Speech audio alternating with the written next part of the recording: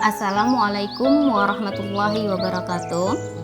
Perkenalkan, kami dari kelompok 1, peserta Latsar CPNS Angkatan 37, kelompok 4 PPSDM Regional Bandung 2021.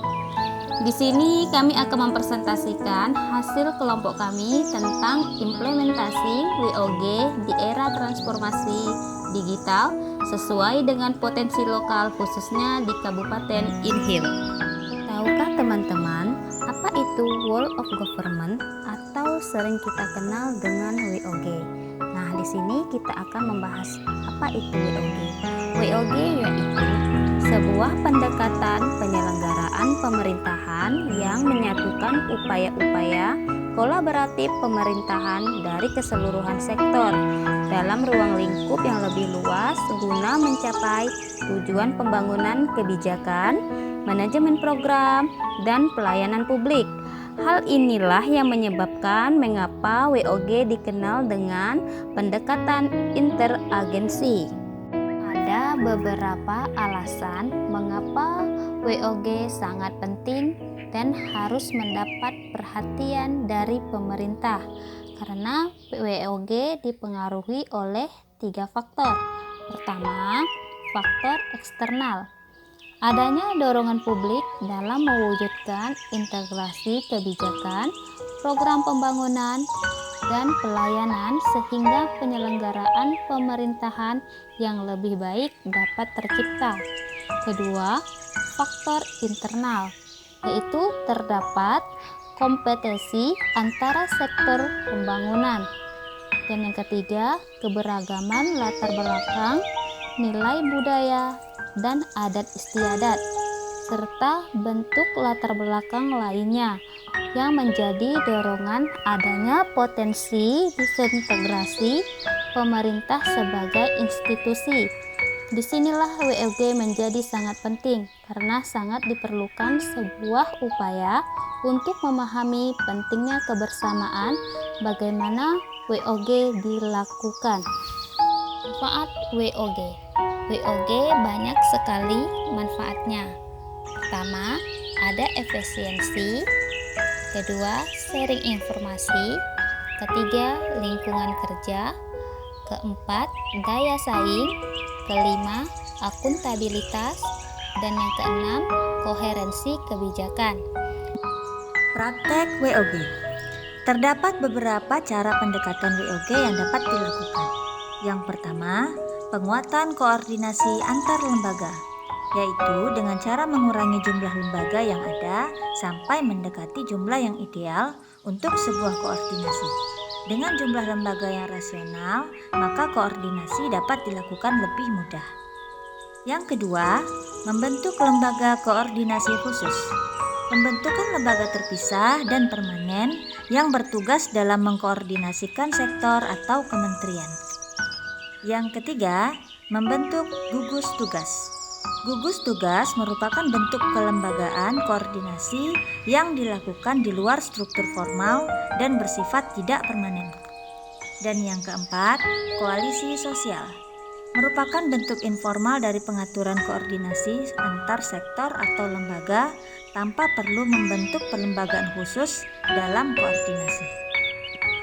Tantangan dalam praktek WOG. Tantangan yang akan dihadapi dalam penerapan WOG antara lain, yang pertama, kapasitas sumber daya manusia dan institusi. Kapasitas sumber daya manusia dan institusi yang berbeda dapat menjadi kendala serius ketika pendekatan WOG berlangsung. Yang kedua, nilai dan budaya organisasi. Nilai dan budaya organisasi pun menjadi kendala manakala terjadi upaya kolaborasi sampai dengan penyatuan kelembagaan. Dan yang ketiga, kepemimpinan. Kepemimpinan menjadi salah satu kunci penting dalam pelaksanaan WOG. Kepemimpinan yang dibutuhkan adalah kepemimpinan yang mampu mengakomodasi perubahan nilai dan budaya organisasi, serta mampu meramu sumber daya manusia yang tersedia guna mencapai tujuan yang diharapkan. Praktek WOG dalam pelayanan publik. Jenis pelayanan publik yang dikenal yang dapat didekati oleh pendekatan WOG adalah yang pertama, Pelayanan yang bersifat administratif. Pelayanan yang bersifat administratif seperti dokumen-dokumen resmi yang dibutuhkan warga masyarakat seperti KTP, status kewarganegaraan, dan dokumen-dokumen resmi lainnya. Yang kedua, pelayanan jasa. Pelayanan jasa yang menghasilkan bentuk jasa yang dibutuhkan warga masyarakat seperti pendidikan, kesehatan, ketenagakerjaan, dan lain-lain. Yang ketiga, pelayanan barang. Pelayanan yang menghasilkan jenis barang yang dibutuhkan warga masyarakat seperti jalan, perumahan, jaringan telepon, listrik, dan lain-lain. Dan yang keempat, pelayanan regulatif.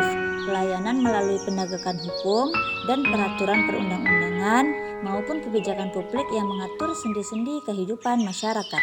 Adapun berdasarkan polanya, pelayanan publik dapat dibedakan dalam 5 pola. Yang pertama, pola pelayanan teknis fungsional. Yang kedua, pola pelayanan satu atap. Yang ketiga, pola pelayanan satu pintu. Yang keempat, pola pelayanan terpusat. Dan yang kelima, pola pelayanan elektronik. Dalam pola pelayanan elektronik, yaitu pola pelayanan yang paling maju dengan menggunakan teknologi informasi dan komunikasi yang bersifat elektronik atau online, sehingga dapat menyesuaikan diri dengan keinginan dan kapasitas masyarakat sebagai pengguna. Prasyarat best practice. Dalam memanfaatkan pendekatan WOG ini, terdapat beberapa prasyarat agar pendekatan ini dapat diterapkan. Adapun prasyarat untuk penerapan WOG yang baik antara lain, yang pertama, budaya dan filosofi.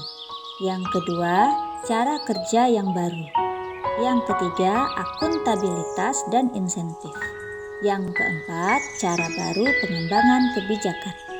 Ada beberapa implementasi WOG di Kabupaten Indragiri Hilir yang berbasis digital, diantaranya yaitu 1. Yaitu aplikasi SIKUDA, Sistem Informasi Kepegawaian Umum dan Data. Di dalam aplikasi ini, pegawai dapat melihat data diri, pendidikan, riwayat diklat, riwayat jabatan dan pangkat, serta data lainnya yang dapat diperbaharui sendiri oleh pegawai. Yang kedua, yaitu aplikasi Nasi Uduk. Sederhana sekali urus administrasi kependudukan. Dengan aplikasi ini, masyarakat dapat mengurus administrasi kependudukan, cukup datang ke desa dengan membawa persyaratan, sehingga memudahkan masyarakat serta menghemat waktu dan biaya. Yang ketiga, yaitu Simpati, Sistem Informasi Manajemen Perizinan Terpadu Indragiri Hilir. Dengan aplikasi ini dapat memudahkan masyarakat untuk mendapatkan informasi layanan perizinan dan meminta layanan serta menyederhanakan proses perizinan tersebut. Demikianlah implementasi WOG di era transformasi digital sesuai dengan potensi lokal di Kabupaten Indragiri Hilir. Kurang lebihnya mohon maaf. Wassalamualaikum warahmatullahi wabarakatuh.